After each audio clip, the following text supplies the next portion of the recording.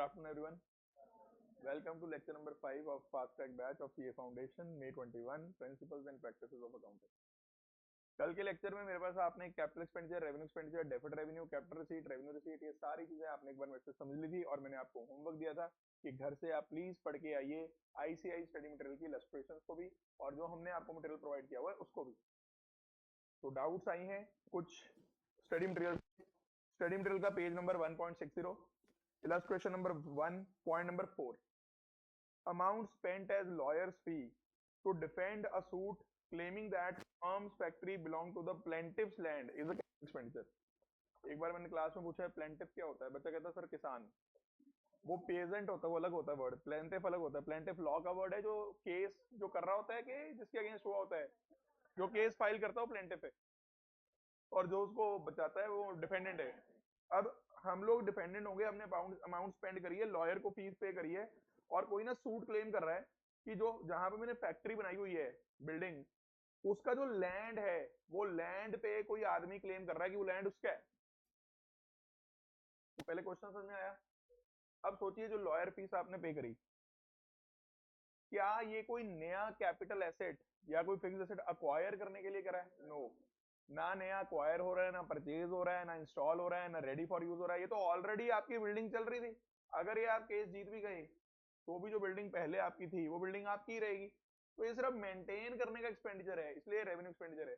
यही अगर आप कोई नई बिल्डिंग परचेज कर रहे होते और उसके लिए कोई लॉयर को फीस पे कर रहे होते कि भाई मेरे कागज पत्र वगैरह बना दे लीगली सारे और उसमें चार्जेस ले ले मेरे, तो वो लीगल चार्जेस होते to purchase a house property या टू परचेज अ प्रॉपर्टी, वो क्या हो जाते? कैपिटलाइज। उन्हें हम कौन सा एक्सपेंडिचर बोलते हैं? Capital expenditure. ये फॉल्स है। अब देखो इनका आंसर कितना टू द पॉइंट होगा, पढ़ो। फॉल्स, फॉल्स कर दिया पहले। Legal expenses incurred to defend a suit claiming that the firm's factory belongs to ये is maintenance expenditure of the asset. अब देखो वर्डिंग बहुत अच्छी मिलेगी आपको लिखी हुई। बाय दिस एक्सपेंस ना तो कोई इंड्योरेबल बेनिफिट आ रहा है फ्यूचर में, ना ही कोई व्हाट इज प्रेजेंटली अवेलेबल, ना ही कैपेसिटी, कुछ नहीं बढ़ रहा। जो मैंने आपको सारे पॉइंट लिखवा रखे हैं कैपिटल एक्सपेंडिचर के कि या तो नया एसेट एक्वायर हो रहा हो या पुराने में इंप्रूवमेंट हो रही हो, एनहांसमेंट, कुछ नहीं हो रहा कहता। तो मेंटेनेंस एक्सपेंडिचर तो क्या होगा? Revenue expenditure. Answer short and simple. तो मैं प्यार से बोलता हूं किस approach, keep it short and simple. ज्यादा लेंथ नहीं चाहिए आंसर में, सिंपल रखो, शॉर्ट रखो, टू द पॉइंट रखो, नंबर पक्का मिलेंगे। ना का मतलब ही नहीं। क्वांटिटी बढ़ाओगे क्वालिटी कम करोगे, मार्क्स उतने कम होते रहेंगे। क्या फर्स्ट इलस्ट्रेशन में और कोई डाउट है? Fifth, amount spend placement of worn out part of machine is a capital expenditure. सुनिएगा जरा ध्यान से। अगर मेरी कोई मशीन worn आउट हो जाए, मशीन खत्म हो जाए और मैं नई मशीन ले आऊं, वो तो कैपिटल एक्सपेंडिचर है क्योंकि मशीन ही नहीं आ गई। यहाँ मैं मशीन नई नहीं लेके आ रहा हूँ, मशीन का एक पार्ट है, वो पार्ट खराब हुआ था, मैंने पार्ट नया डलवा लिया। बताओ इस पार्ट से मशीन मेंटेन हो रही है या इनहांस हो रही है? मेंटेन हो रही है, रेवेन्यू एक्सपेंडिचर। आंसर पढ़ के देख लो इनका। पॉइंट नंबर 5 का बहुत शॉर्ट दिया हुआ है, it is revenue expense since it is a part of maintenance cost. इतना मतलब चलो ये ज्यादा शॉर्ट हो गया 2 मार्क्स के लिए, एक आधी लाइन और भी लिख सकते हो पर ज्यादा बड़ा मत करना आंसर 2 मार्क्स के लिए। अगर आप 2 मार्क्स में सही अपना आंसर देके ट्रू या फॉल्स 3 to 4 लाइंस अगर आप प्रॉपर लिखाते हो टू द पॉइंट, आपको नंबर मिल जाएंगे। समझ आ गई बात? इलस्ट्रेशन नंबर 2 में कोई डाउट? पॉइंट नंबर 4, सेकंड भी पूछा पहले। 1000 paid for removal of inventory to a new site. Inventory होता है आपका स्टॉक, स्टॉक को उठा के आप नई साइट पे भेज रहे हो, उस पर खर्चा लग रहा है। अब ये कोई कैपिटल एक्सपेंडिचर तो है नहीं, ना तो कोई नया एसेट एक्वायर हो रहा है, ना पुराना इंप्रूव हो रहा है, सिर्फ स्टॉक को उठा के एक जगह से दूसरी जगह रख रहे हो, तो it is revenue expenditure. Yes और नो? इन्होंने आंसर देखो क्या दिया, इन्होंने ये नहीं दिखा कि it is maintaining the asset. अब यहाँ पे मेंटेनिंग द एसेट वाली लाइन नहीं चलेगी, यहाँ वो लाइन चलेगी कि इंड्योरिंग बेनिफिट नहीं आ रहा इससे। तो हर जगह पे ये नहीं चिपका के आनी कि मेंटेनेंस है इसलिए रेवेन्यू एक्सपेंडिचर है। तो आपको बड़ा मतलब कॉमन सेंस पे आंसर लिख के आने। पॉइंट नंबर 4, अच्छा 3 में दिख गया वर्ड आ रहा है फ्यूल एफिशिएंसी, तो फ्यूल एफिशिएंसी बढ़ेगी वो तो कैपिटल एक्सपेंडिचर है। Point number 4, money pay to MTNL for installing telephone in the office. इसका जो आंसर दिया हुआ है ना स्टडी मैट में थोड़ा सा विवाद पूर्वक है। पहले मेरा आंसर सुन लो मैं क्या बोलता हूँ। जो आपने ऑफिस में टेलीफोन इंस्टॉल करने के लिए पैसा पे करा, वैसे तो वो टेलीफोन की अगर टेलीफोन नाम का एसेट आप डेबिट कर रहे हो, क्योंकि ना पुराने टाइम पे लैंडलाइन वगैरह लगते थे, तो लैंडलाइन को अपने आप एसेट बना सकते हो। तो वो अगर ये इंस्टॉलेशन कॉस्ट है तो फोन में ही डेबिट होनी चाहिए। अगर ये सिक्योरिटी है, सिक्योरिटी, फिर तो एक्सपेंडिचर है ही नहीं, क्योंकि फिर तो उनके पास जमा हो गया, तो ये तो बाद में वापस हो जाएगी सिक्योरिटी तो।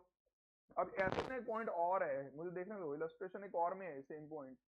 इलस्ट्रेशन नंबर ये रहा, एक सेकेंड, नहीं इसमें नहीं है, एक जगह पे और है क्वेश्चन, या तो एमटीपी वगैरह के या हमारे नोट्स में होगा। उसमें पता क्या है, उसमें लिखा हुआ है अमाउंट डिपॉजिटेड टू एमटीएनएल। तो जहां डिपॉजिटेड टू एमटीएनएल आ गया, उसको तो सिक्योरिटी मान लेते हैं हम। अब इन्होंने वर्ड लिखा तो पेड हुआ है, मनी पेड टू एमटीएनएल, लेकिन आंसर इन्होंने ये डिपॉजिटेड, हाँ ये अच्छा यहाँ डिपॉजिटेड वर्ड यूज किया हुआ है, मैं तभी करता स्टडी मैट ने डिपॉजिटेड वर्ड यूज किया हुआ है, आंसर इन्होंने डिपॉजिटेड के हिसाब से करा हुआ है। फर्क क्या है मनी पेड और डिपॉजिट, पेड तो गया इनकर हो गया, डिपॉजिटेड नॉर्मली जमा है, तो इन्होंने आंसर जमा के हिसाब से करा हुआ है। अब आपको समझ में आ रहा है कैसे एक वर्ड चेंज कर देने से पूरा मीनिंग चेंज हो जाता है। ये एक्सपेक्टेशन है आपके आंसर के अंदर भी उनकी।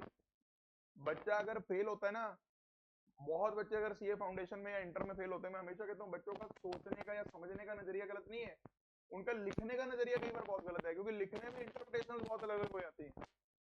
खासकर लॉ जैसे सब्जेक्ट में अगर मैं बात करूं, तो बच्चे सबसे ज्यादा फेल लॉ में इसलिए होते हैं क्योंकि उनके राइटिंग स्किल्स अच्छे हैं। और मैं आपको बताऊं, अगर आप अकाउंट्स की भी थ्योरी पढ़ रहे हो ना, उससे भी आप अपने राइटिंग स्किल्स बेटर कर सकते हो, अगर आप ठहराव लेके अपनी चीजों को पढ़ोगे, जल्दबाजी में नहीं खत्म करोगे अगर चीजों को। अकाउंट्स की थ्योरी पढ़ते हुए भी लॉ आपका इंप्रूव हो सकता है, क्योंकि नॉर्मल इंग्लिश पढ़ रहे हो आप, ये कोई भी सब्जेक्ट की पढ़ोगे, उसका कहीं ना कहीं फायदा आपको हर जगह पे होता है जहां भी आपको लिखना है आंसर। यस और नो। और being a professional, writing skills तो बहुत इंपॉर्टेंट है, मैं हमेशा बोलता हूँ। इवन अगर आपने मेरा इंट्रोडक्टरी लेक्चर सुना हो, मैं वहां पे बिजनेस कॉरेस्पॉन्डेंस एंड रिपोर्टिंग की भी बड़ी दाद देता हूँ कि इंस्टीट्यूट ये सब्जेक्ट लेकर आया, क्योंकि बच्चों के स्किल्स बड़े वीक हैं। कैसे ड्राफ्टिंग करनी है, कैसे नोटिस लिखना है, कल को आप प्रोफेशनल वर्ल्ड में जाओगे, अगर वहां मेल ही ड्राफ्ट नहीं कर पाए तो कौन आपको सीए कहेगा। यस और no. Anyways, now let's come back to the point, ज्यादा भावुक नहीं होता मैं। इलस्ट्रेशन नंबर 2 होगी, 3 में पूछो कोई डाउट। इलस्ट्रेशन 3 क्लियर है पक्का। First point, second hand furniture खरीदा था, इसकी रीपेंटिंग करवाई और फिर इंस्टॉल करा हमारे वर्कमैन ने। देखो, जहां भी सेकंड हैंड फर्नीचर आ गया, इसकी कोई रिपेयरिंग हुई या इसकी कोई पेंटिंग हुई, वो उसे पुट टू यूज या रेडी फॉर यूज में लेके आने के लिए होगी है, तो वो सारे कैपिटल एक्सपेंडिचर हैं। अगर यही हमारा अपना फर्नीचर पड़ा होता पहले से और हम उसकी नॉर्मल पेंटिंग करवा लेते, या उस वो रेवेन्यू हो जाता, वो रेवेन्यू एक्सपेंडिचर हो जाता। इलस्ट्रेशन 4, इसमें ओवरहॉलिंग एक्सपेंसेस जहां भी आते हैं, नॉर्मली हम उसे कैपिटल एक्सपेंडिचर मान के चलते हैं, क्योंकि इससे क्या होता है, चीज बेटर हो जाती है पहले से। यहाँ लिख भी दिया उन्होंने, बेटर फ्यूल एफिशिएंसी। ये वॉलंटरी रिटायरमेंट वाला मैंने कल बता ही दिया था। यस और नो। और एक चीज ना मैं आपको और बता दूं, अगर आप कोई भी बुक पढ़ रहे हो ना, चाहे स्टडी मटेरियल पढ़ रहे हो, चाहे आप हमारे वाले नोट्स पढ़ रहे हो, एक चीज तो प्लीज हार्ड कॉपी से पढ़ना। सिर्फ पीडीएफ से पढ़ी हुई चीज बाद में रिवाइज नहीं हो पाती, पहली बात। अगर आप स्टडी मटेरियल भी पढ़ रहे हो, स्टडी मटेरियल के प्रिंट निकाल लो प्लीज, जिनके पास नहीं है। और प्लीज हाईलाइटिंग करो, बहुत जरूरी है हाईलाइटिंग, वरना कोर्स इतना ज्यादा है कि एंड में आके रिवाइज नहीं होता। और अगर आपने चीजें सारी करी हुई हैं और एंड में रिवीजन नहीं हुई, तो फिर वो चीज वहां पे जाके केवल क्लिक नहीं होती। मेरे सामने जो बच्चा बैठा है उसका स्टडी मटेरियल बिल्कुल साफ है, अगर मतलब और भी कुछ बच्चे होंगे जिनका साफ अगर स्टडी, तो प्लीज वो चीज ना करो, क्योंकि अगली बार जब आप पढ़ोगे तो ऐसे लगेगा फर्स्ट टाइम पढ़ रहे हो, तो एंड में आके पता नहीं लगेगा क्या पढ़ना है क्या छोड़ना है, और एंड में सिलेक्टिव होना पड़ेगा आपको। Are you getting it? Yes और नो। तो प्लीज फॉलो दिस अप्रोच। और मैं ना हमेशा एक बात बोलता हूँ, हाईलाइटिंग जब कर रहे हो तो पूरा पूरा पॉइंट या पूरा पूरा क्वेश्चन हाईलाइट ना करो, जितना हो सके उतना स्पेसिफिक जाके हाईलाइटिंग करो। जैसे इस क्वेश्चन में अगर मेरे को कभी हाईलाइट करना हो, जैसे वॉलंटरी रिटायरमेंट में हाईलाइट करूंगा और 2.5 करोड़ में हाईलाइट करूंगा बस, और यहाँ पे आंसर में सिग्निफिकेंट, डेफर, बस ये 2 3 4 वर्ड्स में ऐसे हाईलाइट करूंगा कि उनको देखते ही मेरे को कॉन्सेप्ट याद आ जाए कि ये कॉन्सेप्ट था। अच्छा 2.5 करोड़ का रिटायरमेंट कंपनसेशन है, ठीक है, हाई अमाउंट है, डेफर कर देते हैं। ऐसी ही हाईलाइटिंग अगर आप कर सको तो ज्यादा बेटर है, जो बाद में आपका टाइम सेव करे इफ पॉसिबल। ठीक है, इलस्ट्रेशन 4 में बच्चे ने बोला कि दोबारा समझ पे करते हो वर्कर्स को, वैसे तो इससे कोई कैपिटल एक्सपेंडिचर कोई एसेट नहीं आ रहा, पर क्योंकि इसकी अमाउंट बहुत ज्यादा मटेरियल है तो कई लोग इसे क्या बेटर समझते हैं कि डेफर कर दो, एक बार में पीएनएल में ना डाल के तड़पा तड़पा कर धीरे धीरे से पीएनएल में लेकर जाओ। वो कौन सा एक्सपेंडिचर होता है? Deferred revenue. कैपिटल एक्सपेंडिचर कैसे होगा? मैं आपकी बात मान गया, मैं कैपिटलाइज किस में करूं? अगर आप इसे, ये बच्चा कह रहा है कि कैपिटल एक्सपेंडिचर इसलिए मान लो कि आने वाले अगले कई सालों में मेरा खर्चा कम हो जाएगा। ऐसा तो मेरे को आता हो, मैं मशीन खरीदने जा रहा हूं, अगर मैं 2 मशीनें खरीदूंगा तो मेरा कैपिटल एक्सपेंडिचर ज्यादा है। मैं कहूँ एक खरीदी तो मेरा अब आने वाले कई सालों में खर्चा कम होएगा, उसका मैं एसेट कैसे रिकॉर्ड करूं जो हुआ ही नहीं? और वैसे भी अगर मैं आपकी एक बात मान भी लेता हूँ कि 2.5 करोड़ का एसेट कैपिटलाइज करूं, तो सवाल है मैं इसका एसेट का नाम क्या रखूं? मशीन बोलूं, बिल्डिंग बोलूं, एसी बोलूं, या वर्कर्स बोलूं? या कभी इस नाम से एसेट देखे, reduction in future expenses account debit, यहां फंस जाता है, इसलिए रेवेन्यू नेचर में फंसे, पर इसे हम क्या कर लेते हैं? डेफर। यस और नो? आगे इससे बेनिफिट होना है तभी तो उसको डेफर करने के लिए माने हैं, लेकिन एसेट बना लो ये नहीं मान सकता, फिक्टिशियस एसेट है। कौन सा एसेट है? आगे बढ़ते हैं, इलस्ट्रेशन 5 में कोई डाउट? चलूं आगे, इलस्ट्रेशन 6 पक्का सबको क्लियर है? चलिए, उम्मीद करते हैं कि आपका ये चैप्टर बातों ही बातों में तैयार हो गया होगा। मेरे नोट्स में मुझे 1-2 पॉइंट एक्स्ट्रा जो याद आ रहे हैं मैं बता देता हूँ। एक वहां पे मैं पॉइंट करवाता हूँ कि अगर आपने कोई मशीन खरीदी है लोन लेकर, तो लोन का जो इंटरेस्ट है, क्या वो इंटरेस्ट मशीन की कॉस्ट में डेबिट होगा? तो इसका आंसर था डिपेंड करता है। जब तक मशीन रेडी फॉर यूज नहीं हो रही, तब तक का जो लोन का इंटरेस्ट है, वो इंटरेस्ट आप मशीन की कॉस्ट में डेबिट कर लेते हो। और जब एक बार मशीन रेडी फॉर यूज हो जाती है, उसके बाद अगर आपको कोई इंटरेस्ट पड़ रहा है, वो पी&एल में जाता है।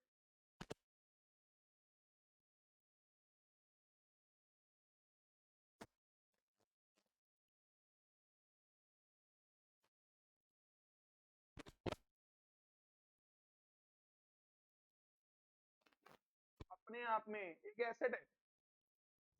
एयरपोर्ट्स पे या बड़े बड़े स्टेशन पे देखते हो ना आपको, एलईडीज वाले बोर्ड वगैरह होते हैं, वो तो अपने आप में एक आइडेंटिफाइबल एसेट है। उस बोर्ड को आप जब मर्जी जाके मार्केट में बेच दो, उसके अंदर एडिटिंग हो जाती है, आज जीके इंस्टीट्यूट लिखा रहा है उसके ऊपर, कल को एडिट करके कुछ और लिख लो, वो बोर्ड बिकता है मार्केट में। यूज एडवर्टीजमेंट के लिए हो रहा है, but it is a asset, capital expenditure है वो। क्या आपको मेरी बात समझ में आ रही है?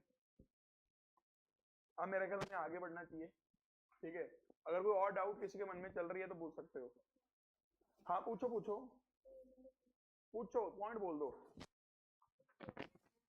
Confiscated, seize, imported goods confiscate हो गए या सीज हो गए। सुनिएगा, अगर कस्टम्स वाले, कई बार क्या होता है, गुड्स इंपोर्ट करते हो और वो इंपोर्टेड गुड्स पे आपने ड्यूटी नहीं पे करी, या वो स्मगलिंग कर रहे हो, ऐसे गुड्स मंगवा रहे हो जो इंडिया में लाने प्रोहिबिटेड है, कस्टम वालों ने क्या कर लिया? सीज कर लिया। कॉन्फिस्केट बोलते हैं उसे, कॉन्फिस्केट कर लिया, सीज कर लिया। तो एक्सपेंड तो हो गया आपका, रेवेन्यू नेचर का है, ना कि कैपिटल, क्योंकि इससे कौन सा कोई इंड्यूरिंग बेनिफिट्स आने। यस और नो? और पूछो, खत्म? पॉइंट बोल दो sir. Import duty on purchase of material, सुनिएगा, अगर इंपोर्ट ड्यूटी पे करेगी मशीन पे, तो मशीन की कॉस्ट में ऐड होगी, कैपिटल एक्सपेंडिचर है। अगर इंपोर्ट ड्यूटी पे करी गई है मटेरियल गुड्स पे, वो रेवेन्यू एक्सपेंडिचर है। क्यों?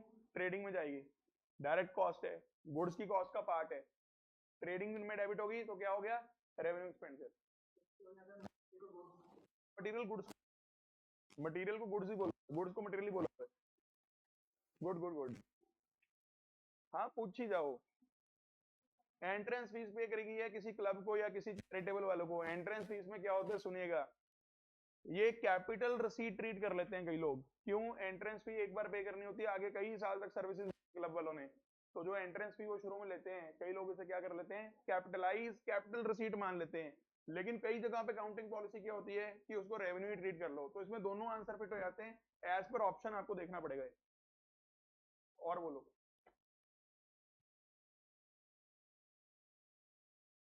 बस फायरिंग स्टॉप, सबको जवाब मिल गया।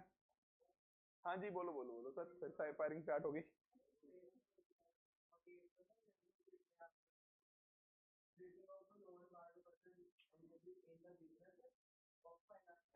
सुनिए जी, अगर कोई फाइनेंस एंड बैंकिंग वाला बंदा है और वो लोन रेज कर रहा है, तो उसका तो ऑर्डिनरी बिजनेस है। उसका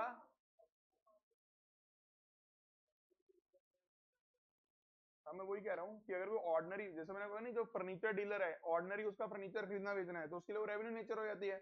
वैसे ही लोन लेके लोन देने वालों के लिए वो कौन सी आइटम होगी? रेवेन्यू। चले अब आगे, चलो कॉपी को कंटिन्यू करते हैं। कल लास्ट में मैंने ये टॉपिक आपका शुरू किया, मेंटल अकाउंटिंग असम्पशंस, GCA। तो एक तो गोइंग कंसर्न, जो बोलता था बिजनेस की इनडेफिनेट लाइफ है, इनडेफिनेट पीरियड तक बिजनेस चलता रहेगा। इसकी एप्लीकेशन सुनो गोइंग कंसर्न की। आज तक कैपिटल आइटम्स में और रेवेन्यू आइटम्स में हम करते आए हैं, वो गोइंग कंसर्न की वजह से करते हैं। सोचो अगर हमारी ये अजम्पशन ना होती, बिजनेस चलता रहेगा चलता रहेगा चलता रहेगा चलता रहेगा, सब कुछ कब्रिस्तान में जाता, यानी सब कुछ P&L में जाता, बैलेंस शीट बनती ना। अगर बिजनेस बंद ही होने वाला है, फिर बैलेंस शीट क्यों बना रहे हो? यस और नो। दूसरी एप्लीकेशन, फिक्स एसेट्स को आज तक किस पे दिखाते आए हो? Book value. ये मैंने पहले ही बताया था कि मार्केट वैल्यू पे ना लाके, मार्केट वैल्यू पे ना लाके हम अपने फिक्स एसेट्स को किस वैल्यू पे चलने देते हैं? बुक वैल्यू पे। Thanks to going concern, business चलता रहेगा तो मार्केट वैल्यू पे क्यों लेके आए? फिक्स एसेट कौन सा बेचने? हाँ कि ना? दूसरी assumption, कंसिस्टेंसी। कंसिस्टेंसी assumption क्या बोलती थी कि जो मेथड्स या जो पॉलिसीज आपने अकाउंट्स में लगाने शुरू कर दिए, वो यूनिफॉर्मली आप लगा रहे हो ईयर आफ्टर ईयर, ऐसा मान के अकाउंटिंग करनी है और ऐसा यूजर्स भी मान के चलेंगे। ये नहीं कि एक साल SLM लगाया, अगले साल WDV, फिर मूड चेंज हो गया, चल SLM लगा के देखते हैं और देखते हैं क्या हो रहा है अकाउंट्स में। ऐसा नहीं कर सकते। जो पॉलिसीज जो मेथड लगाने शुरू की, they should be uniformly followed year after year. इससे क्या होगा सर? इससे ना कंपेरेबिलिटी और अंडरस्टैंडेबिलिटी, मैं क्या पता नहीं क्या लिखा हुआ है, अंडरस्टैंडेबिलिटी बढ़ेगी। जब बार बार मेथड चेंज नहीं होंगे तो यूजर्स को समझना आसान है, प्लस कंपेयर करना आसान है, क्योंकि जब चीजें बार बार चेंज होती रहेंगी फिर तो कंपैरिजन मुश्किल हो जाएंगे। अगर यूनिफॉर्मली अकाउंटिंग होगी तो कंपैरिजन भी इजीली होंगे। पढ़ के देखो।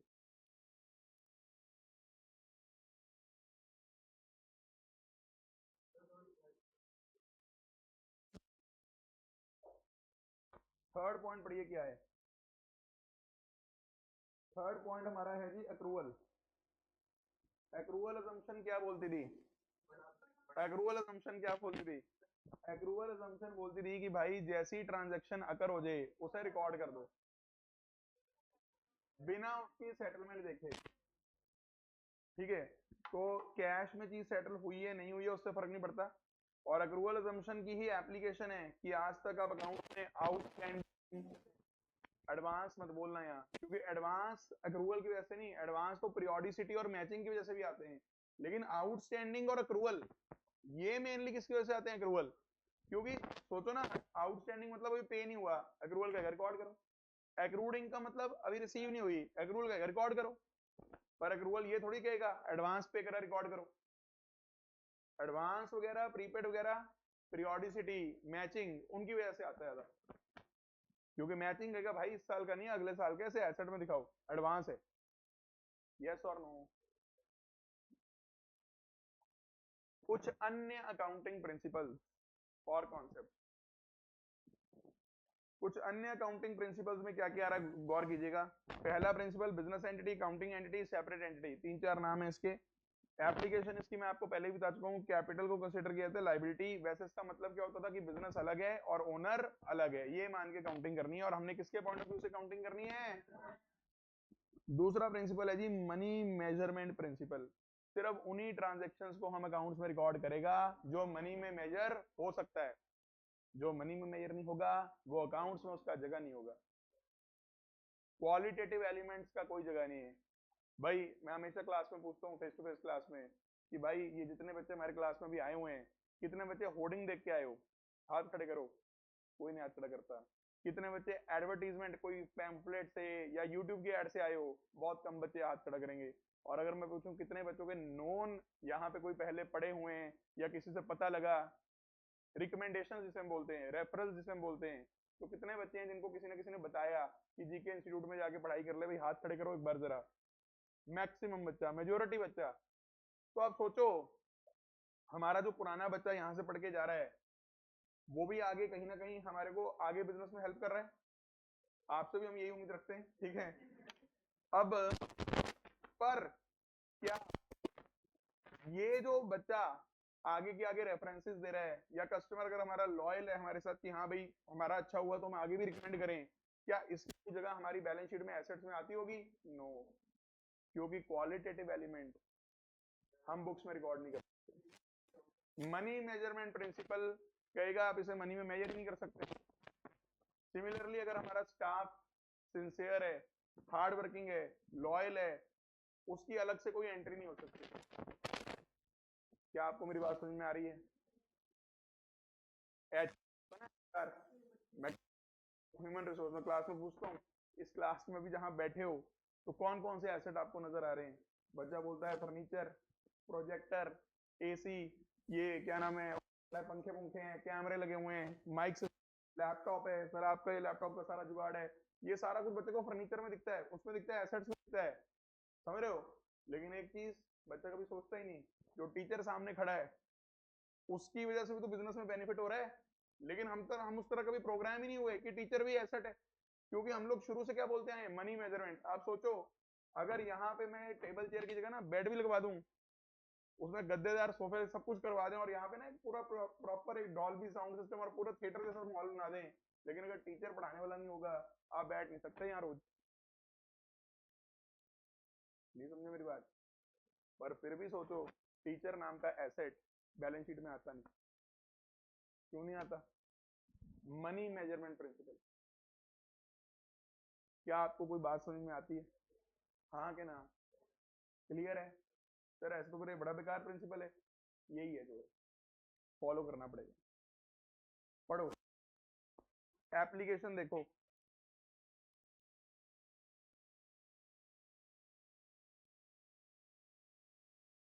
लाइफ में आगे बढ़ेंगे। अगला प्रिंसिपल है जी पीरियोडिसिटी। इसे अकाउंटिंग पीरियड प्रिंसिपल भी बोला जाता है कि बिजनेस की जो इनडेफिनेट लाइफ है उसको छोटे छोटे छोटे छोटे पीरियड में स्प्लिट कर लो। ये छोटे छोटे पीरियड कितने होते हैं? एक साल, जिसे आप अकाउंटिंग पीरियड बोलते हो। ये फाइनेंशियल ईयर भी हो सकता है, कैलेंडर ईयर भी हो सकता है। नॉर्मली हम क्या फॉलो करते हैं? Financial year.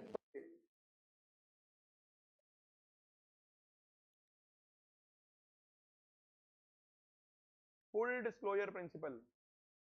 क्लोज क्या होता है? छुपा के रखना। डिस्क्लोज क्या होता है? ओपन करके बता देना। फुल डिस्क्लोजर क्या हुआ? सब कुछ बता दो भैया, कुछ भी छुपा के नहीं रखना अकाउंट्स के अंदर। Full disclosure principle. Information complete हो, डिटेल्ड हो, सफिशिएंट हो। इसकी अब बड़ी अच्छी एप्लीकेशन क्या है? आज तक जो हम बचपन से बोलते हैं नोट्स टू अकाउंट्स बनते हैं थैंक्स टू दिस प्रिंसिपल। सोचो मैं आपको अगर यहाँ पे 2 ईयर दे दूं और दोनों का ट्रेडिंग अकाउंट बना दूं और ट्रेडिंग अकाउंट में दोनों में सेल आ रही हो, यहाँ भी सेल आ रही है, यहाँ भी सेल आ रही है, यहाँ सेल आ रही है 20 लाख, यहाँ सेल आ रही है 15 लाख, बोलो कौन सा ईयर बेटर? ऑब्वियसली 20 लाख वाला। नॉर्मली तो यही लगेगा।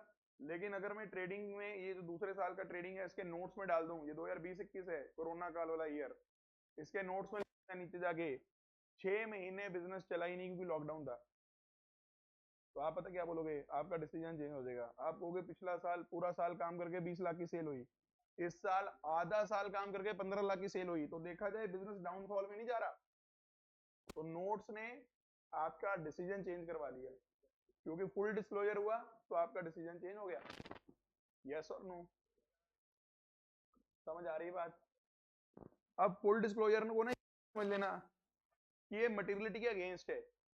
देखो फुल डिस्क्लोजर नहीं कहता कि इमटेरियल आइटम्स को भी अलग अलग बताओ, गौर से सुनना। मटेरियलिटी बोलता है, मटेरियलिटी ये नहीं बोलता कि कुछ आइटम्स को मिस ही कर दो, गौर से सुनना। मटेरियलिटी सिर्फ ये बोलता है जो इमटेरियल आइटम्स हैं उनको अलग से दिखाने की जरूरत नहीं है, वो ये नहीं कहता उसको दिखाना ही नहीं। जैसे मैंने कहा कैलकुलेटर खरीदा 200 रुपीज का, तो कल मैंने आपको कहा था चाहे लॉन्ग टर्म यूज हो रहा है पर मटेरियलिटी कहेगा पी एंड एल में डाल के खत्म करो। मटेरियलिटी ये थोड़ी कहेगा 200 रुपए का कैलकुलेटर है छोड़ो रिकॉर्ड ही ना करो। 200 रुपए के कैलकुलेटर को अलग से रिकॉर्ड करने की जरूरत नहीं है। क्या आपको मेरी बात समझ में आ रही है? पढ़ के देखो।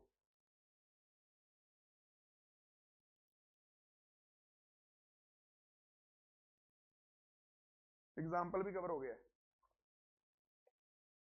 चलो आगे। अगला प्रिंसिपल है जी कंजर्वेटिज्म।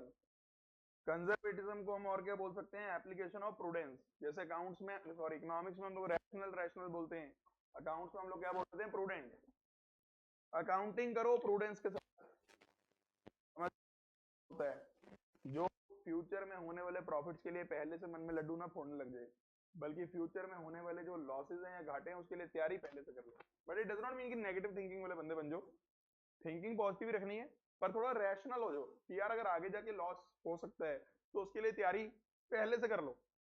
अब ये तैयारी पहले से कर लो का क्या मतलब है? सुनो ध्यान से। कंजर्वेटिज्म प्रिंसिपल की वजह से ही आप आज तक प्रोविजंस बनाते आए हो। वर्ड तो सुना होगा आपने, प्रोविजन। अगर आपको याद हो, ये वर्ड भी मैंने बहुत डिटेल में कवर किया था। प्रोविजन, कंटिजेंट लायबिलिटीज, अलग से चैप्टर है मैं पूरा, एक दो दिन में उसकी भी बारी आ जाएगी, एक दो दिन टॉपिक होएगा शायद, ये क्या बस कल के लेक्चर में आ ही जाएगा, पर आज ही थोड़ी सी बात बता देता हूँ। एक तो मैंने आपको बताया था जो एसेट्स पे बनती हैं, जैसे provision for bad debts debtor पे बनती है, प्रोविजन फॉर डेटर्स पे बनती है। एक मैंने कहा था प्रोविजन होती है लाइबिलिटीज की नेचर की, provision for taxation, provision for legal damages, इस तरह की। ये मैं आगे और समझाऊंगा, पर मैं एक बार छोटी सी चीज प्रोविजन की थोड़ी सबको ताकि समझ में आए कि इसमें कंजर्वेटिज्म कैसे लगता है। थोड़ा प्रोविजंस को प्रैक्टिकली समझने की कोशिश करो, आखिर प्रोविजन से होता क्या है। देखो, मान लो हमें लगता है फ्यूचर में हमें कोई लॉस हो सकता है, मैं प्रोविजन बनाना चाहता हूँ।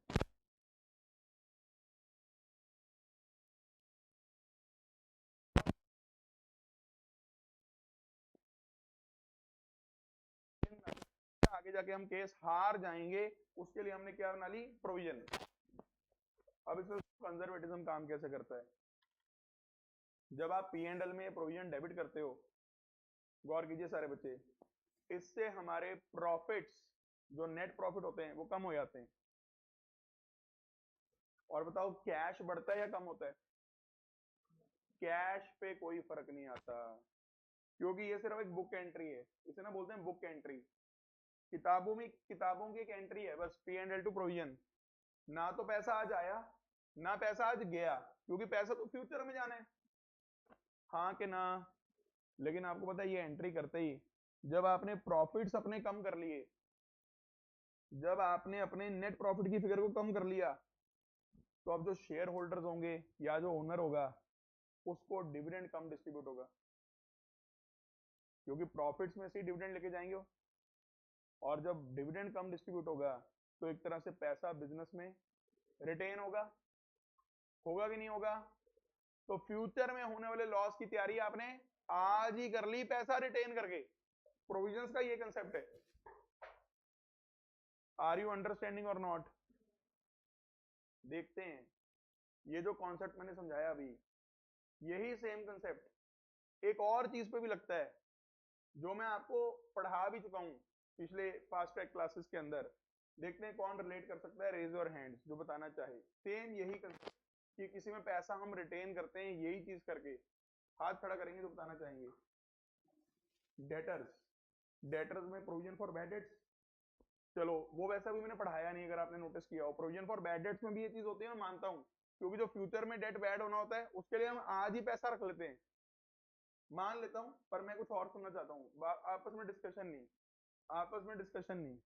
हाँ जी, बिल्कुल सही जवाब, डेप्रिसिएशन। सुनिए कैसे, डेप्रिसिएशन भी पी एंड एल में जाती है, उससे भी प्रॉफिट कम होता है, हाँ कि ना? प्रॉफिट कम होता है लेकिन पैसा कुछ बाहर नहीं जाता आज डेप्रिसिएशन की वजह से, क्योंकि depreciation is a non cash expense. और एक बात सोचो, वैसे भी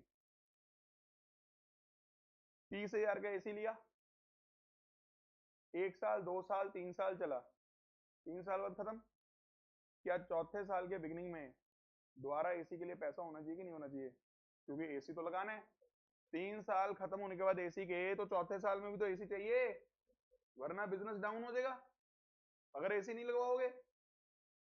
इसीलिए डेप्रिसिएशन से क्या करवाती है, हर साल जितनी जितनी डेप्रिसिएशन लगाते हो उतना उतना प्रॉफिट कम होता रहता है, उतना उतना ही पैसा रिटेन होता रहता है आपके बिजनेस के अंदर। इधर से 3 साल एसी के खत्म हुए, उधर से 3 साल में आपने उतना ही पैसा रिटेन कर लिया जितना आपने डेप्रिशिएट करना था एसी को, तो उतना पैसा आपके बिजनेस में पड़ा है चौथे साल में आप नया एसी खरीदने के योग्य हो। समझिए, मैं तभी कह रहा हूँ प्रोफेशनल एग्जाम है, डेप्रिसिएशन फॉल इन वैल्यू या वियर एंड टियर से बात नहीं बनेगी। यहाँ पे तो सिस्टमेटिक एलोकेशन भी समझ में आना चाहिए, और यहाँ पे अमाउंट रिटेंशन का कंसेप्ट भी समझ में आना चाहिए कि डेप्रिसिएशन से हम अमाउंट रिटेन कर रहे हैं। क्या आपको मेरी बात समझ में आ रही है? ज्यादा फास्ट तो नहीं हो रहा? क्लियर है सबको? बैच का नाम फास्ट ट्रैक है, तो थोड़ा सा तो फास्ट होना पड़ेगा। पर मेन क्लास में ना सारी बातें बहुत तसल्ली से करवाई हैं, बहुत तसल्ली से। याद आ रही है कुछ कुछ? पक्का? कंजर्वेटिज्म की यहाँ मैंने एप्लीकेशन वही वाली लिखी हुई है, बता दिया, चलो ये भी आपको मैंने बता दिया। और एक मैंने क्लोजिंग स्टॉक वाली लिखी हुई है। क्लोजिंग स्टॉक में भी अगर आप देखो ना, अगर मुझे लगता है आगे जाके रियलाइजेबल वैल्यू गिरेगी स्टॉक की या गिर गई है, तो उसका लॉस मैं आज ही बुक कर देता हूँ। तो हम किस पे वैल्यू करते थे? कॉस्ट प्राइस और net realisable value whichever is lower. बोलो क्लियर है? अगला प्रिंसिपल हमारा है हिस्टोरिकल कॉस्ट। इसकी चर्चा पहले ही हम कर चुके हैं कि कोई भी फिक्स्ड एसेट जब आप बाय करते हो उसे किस प्राइस पर रिकॉर्ड करना? Acquisition cost, historical cost. और ये ऑब्जेक्टिव होता था सब्जेक्टिव होता था? ऑब्जेक्टिव। सब्जेक्टिव तो बाकी होते थे, मार्केट वैल्यू और वो सारे। अगला प्रिंसिपल मैचिंग। मैचिंग प्रिंसिपल क्या बोलता था? एक पीरियड का रेवेन्यू किससे मैच हो? उसी पीरियड के एक्सपेंसेस से। इसके एप्लीकेशन क्या थे? डेप्रिसिएशन किस वजह से दिखाते थे? मैचिंग। Closing stock, matching. दो अलग अलग क्वेश्चन हो गए क्लोजिंग स्टॉक के। क्लोजिंग स्टॉक शो की होता है, matching. Closing stock lower value पे शो की होता है, कंजर्वेटिज्म। चलें आगे। डुअल प्रिंसिपल, इसे डुअलिटी भी बोलते हैं। डुअल एस्पेक्ट क्या बोलता था? हर ट्रांजैक्शन के दो एस्पेक्ट होते हैं, दोनों इक्वल अमाउंट के होते हैं, एक डेबिट और एक क्रेडिट। और हमारी जो अकाउंटिंग क्वेश्चन सीखते हैं जो सबसे पहले हम, वो इसी अप्रोच पे बेस्ड है। क्योंकि अकाउंटिंग क्वेश्चन में भी हम यही सीखते थे कि लायबिलिटीज और कैपिटल को जोड़ के एसेट की बराबरी जाती है, तो भी एक तरह डुअल एस्पेक्ट प्रिंसिपल ही है। तो क्वेश्चन आता था सीपीटी के अंदर, accounting question is based on dash principle, dual aspect. Revenue recognition concept. Revenue recognition concept क्या बोलता था? रेवेन्यू सिर्फ तभी रिकॉग्नाइज करो जब ट्रांजैक्शन अकर हो जाए। ये ना काफी हद तक अक्रूवल जैसा ही है। उधार पे सेल करी, बताओ ट्रांजैक्शन रिकॉर्ड कर लूं? यस। अच्छा बताओ, अगर मैंने सामान अप्रूवल पे दिया, गुड्स अप्रूवल पे दिया किसी को कि पसंद आया तो रख लियो वरना वापस कर दियो, मुंह पे मारियो मेरे वापस, तो बताओ जब मैंने इसे दिया पसंद, क्या उसी टाइम पे हम इसका रेवेन्यू रिकॉग्नाइज कर सकते हैं? द आंसर इज नो, क्योंकि अभी सेल हुई नहीं। पर जिन बच्चों ने वो अप्रूवल वाला चैप्टर पढ़ा हुआ है, उसमें मैं बोलता था कि अगर कभी कभी आप अप्रूवल पे भेजते हो तो उसे सेल दिखा दो, लेकिन याद रखना उसके अंदर भी ईयर एंड पे आके आप सेल को रिवर्स करते थे, क्योंकि सेल दिखा नहीं सकते उसकी लॉजिकली आप। पर वो सिस्टम हम ये बना लेते थे कि पहले सेल दिखा दो, अगर सेल ना हुई ईयर एंड तक तो उसे हम रिवर्स करते थे, क्योंकि रेवेन्यू रिकॉग्निशन कॉन्सेप्ट ये करने नहीं देगा आपको कि सेल बिना हुए आप क्या दिखा दो? सेल। इसीलिए उसे रिवर्स करते थे ईयर एंड में जाके। और लास्ट प्रिंसिपल आपने कॉपी में लिखा हुआ है, verifiable objective concept. Verifiable objective principle क्या बोलता था? अकाउंट्स की जितनी भी इंफॉर्मेशन है, हमारी अकाउंट्स में जितनी भी इंफॉर्मेशन है, कोशिश करो ज्यादा से ज्यादा चीजें वेरीफाइबल हो। यानी अगर कोई बाहर का आदमी उसे आके चेक करे, नॉर्मली ऑडिटर आके अकाउंट्स को चेक करता है, तो उसे आप वेरीफाई करवा पाओ इंफॉर्मेशन। बताओ वेरीफाई कब करवाओगे? करवा पाओगे अगर आपके पास ऑब्जेक्टिव चीजें होंगी। अगर सब्जेक्टिव होंगी वहां तो बहस ही होती रहेगी। इसीलिए मैक्सिमम चीजें बिल के बेस पे, इनवॉइस के बेस पे, इसके बेस पे हम लोग एंट्री करते हैं, ना कि अपनी जजमेंट्स के बेस पे। हालांकि कुछ चीजें ऐसी होती हैं जहां हमें जजमेंट्स लगानी पड़ती हैं, जैसे depreciation, provision for bad debt, यहाँ इन सारी चीजों में हमें क्या लगानी पड़ती है, judgement. But to the extent possible judgement based accounts होने चाहिए या एविडेंस बेस्ड होने चाहिए, एविडेंस बेस्ड वेरीफाइबल ऑब्जेक्टिव। पढ़ के देखो, समझ में आ रहा है?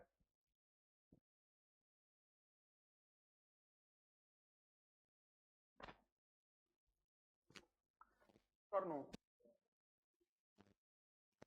उसके बाद जो अगला टॉपिक कॉपी में लिखा है, पूरे का पूरा अलग चैप्टर है आपका। मैं आपको ना थोड़ा स्टडी मटेरियल के भी दर्शन करवा देता हूँ आज फटाफट से। आप देखिए आईसीआई के स्टडी मटेरियल में पहला जो उन्होंने सारा चैप्टर बना रखा है, वो सारे का सारा चैप्टर है थ्योरेटिकल फ्रेमवर्क के नाम से। तो इसके अंदर ना अगर आप देखो, हमारा ये यूनिट 4 हो गया कंप्लीट, यूनिट 5 में कल करवा दूंगा। तो जिन बच्चों ने यूनिट 4 अभी नहीं पढ़ा बुक से, प्लीज उसको पढ़ लो। देखो, जिनके पास हमारी बुक नहीं भी है, इससे ऊपर कुछ नहीं है जो यहाँ पे मेरे सामने अभी खोला हुआ है, आईसीआई स्टडी मटेरियल। जिसने आईसीआई की भी तैयारी अच्छे से कर ली, उस पर हो जाएगा। हमारी क्लास की बातें ध्यान से सुन लो और स्टडी मटेरियल के क्वेश्चन करी जाओ, कोई दिक्कत नहीं आएगी, बस करना सही अप्रोच से, ठीक है? और कल मैं ये यूनिट करवा दूंगा। अगर आप चाहो तो यूनिट 2 भी पढ़ना स्टार्ट कर सकते हो, क्योंकि यूनिट 2 में आज मैंने आप पीरियोडिसिटी, एक्रूवल सारे बता दिए, तो आपका सारा हो गया कॉपी के अंदर। यूनिट 2 पढ़ना शुरू कर लो, यूनिट 4 कंप्लीट कर लो, और यूनिट 5 में कल करवा दूंगा शुरू, कल खत्म ही करवा दूंगा। तो अब जो भी अगली एक छुट्टी ब्रेक अगर आएगी बीच में, जैसे भी आएगी, तो आपका टारगेट होना चाहिए कि ये चैप्टर हमारे खत्म हो जाए। प्लीज अब साथ साथ कर लेना, इसको लटकाना मत, ठीक है जी? क्लियर है? आज के लिए इतना ही। Thank you very much, bye bye, take care.